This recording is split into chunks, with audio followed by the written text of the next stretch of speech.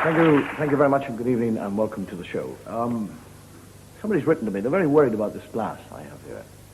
I've tried to tell them that there is a bit of booze, and they're not really worried about it. A man wrote to me, and he said, that's a very strange glass. He said, because you keep on drinking it from throughout the show, and instead of getting empty, it gets full. It's good, actually. I put it down there one night, and there was 5 loaves and 5 fishes sitting there. Went outside, and there's 5,000 screaming Arabs saying, don't earn your own bloody bread. You're not getting any of mine, I told him. Get a little Irish fellow, great drinker, buys himself a pair of water skis. And now he spends all his time looking for a lake with a slope.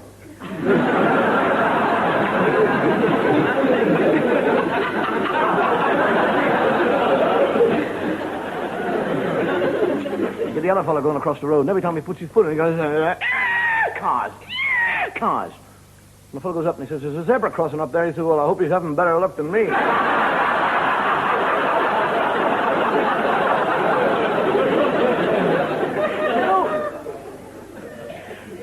In Ireland, we're very different. We're not like you. You see, you English, you have sex before marriage. We don't. That's why we're all over here. We don't have birth control. The nearest we get to birth control is to turn the light on. We have the rhythm method. I don't know what the hell that means. 15-piece orchestra in the corner of the room going jiggy-bang.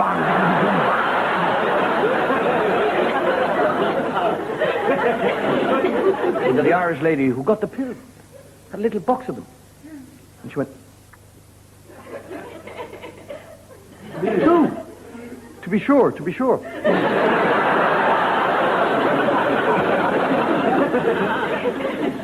The other fellow in the bar, and he's having a jar, and he says, the Pope is a bum. The Pope is a bum. And the biggest, strongest looking Irishman you've ever seen in the world walks up to him and says, what did you say? I said, the Pope is a bum. And the fellow goes, boom. No, walks out of the pub. The fellow's out for 10 minutes. Gets up, and the barman said, that was a stupid thing to say. Didn't you know Riley was a Catholic? He said, I did, but I didn't know the Pope was.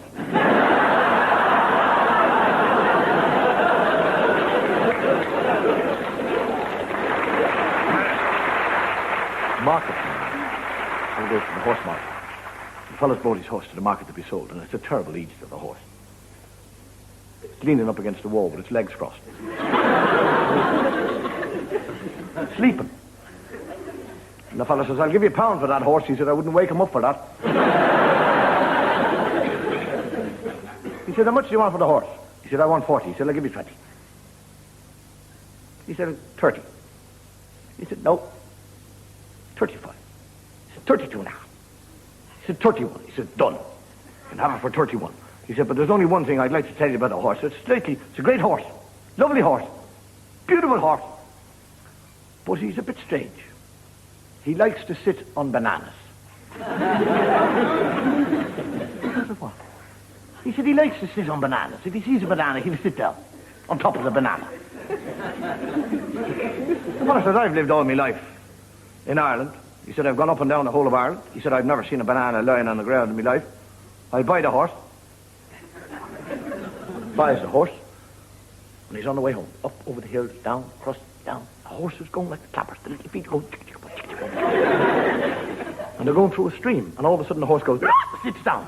The fellow goes right over the head. Into the river, breaks his arm, bloodies his head. And he gets up and he lifts the horse up and there's no banana there. That fella had me on. Gets back on the horse and cart, drives all the way back to the market, grabs this fella and he said, I'm driving through the mountains with a horse. That horse, he said, sits on bananas, and we're going through a stream, and all of a sudden the yoke go way down. And I go over his bloody head, break my arm, smash me St. Christopher to pieces. Blood pouring out. I lift him up and there's no banana there. I forgot to tell you, he likes to sit on fish as well.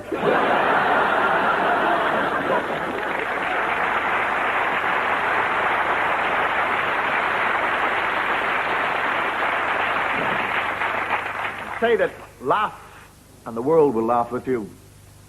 Snore and you'll sleep alone. The ladies, they understand that. You know, the Irish, we have trouble with the T and the H. We never say this, that, these, and those. We say this, that, these, and those, and them, and things. But the Londoner has trouble with the T and the H. He doesn't say th, he says f. It's like the kid said, offer. You get a fellow who applies for the job, and the man says, what's your name? He says, Smith. He said, I beg your pardon. He says, Smith. Smith. And how do you spell it? He says, S-M-R-D-H, Smith. He said, my dear chap, that is not Smith. It is Smith, as opposed to th. He said, what is your Christian name? He said, Arthur. He said, what? He said, Arthur. He said, how do you spell it? He said, A-R-T-H-U-R, Arthur. He said, that is not Arthur. It is Arthur. Arthur Smith, not Arthur Smith. How old are you? He said, 33. What? He said, 33. He said, how do you spell it? He said, you don't spell it, it's a bleeding number.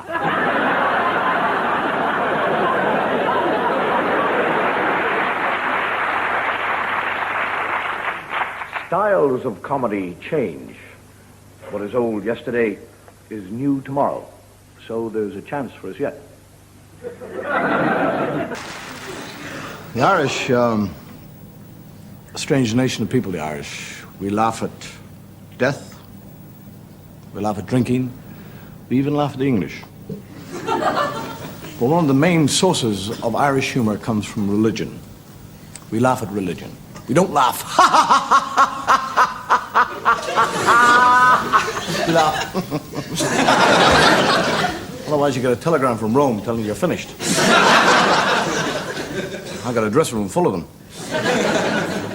And people come to me and say, what is the Church of Rome really like? The Church of Rome is a conservative church. I don't mean by that they vote for Ted Heath. Conservative in their attitude. And many people feel that they're too conservative, that the attitude of the church today is too conservative. And this is why we have this creeping liberalism within the church from priests. Priests want to do away with the celibacy laws. They want to get married. I don't know how you feel about a priest getting married, but I feel that if a priest meets another priest and they like one another, sure.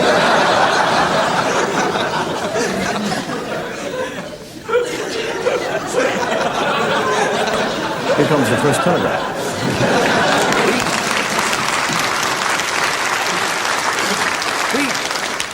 Within the Catholic Church, if you go to a Catholic church, you'll see what we call statues.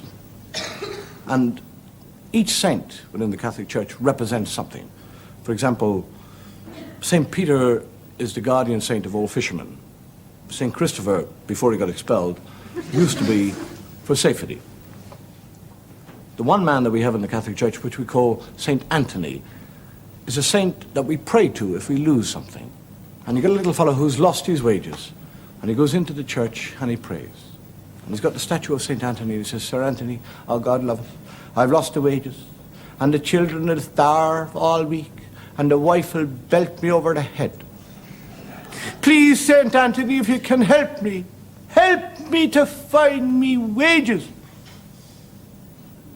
I'll go off now and I'll look for it. And while he goes off, the woman who's cleaning the church bumps into the statue of St. Anthony and knocks it over, smashes it to pieces, and goes, "Ah! What have I done? What have I done?" And the priest says, "Don't worry now, don't fret yourself at all. We'll get another one. Just clear up the mess. And in the meantime, we'll put a little miniature statue there, so the people will know that St. Anthony is still there." And they do, they put the little miniature. And a half an hour later, the fellow comes back, and he goes up and he goes, "St. Anthony! Will you tell your father I found me wallet?"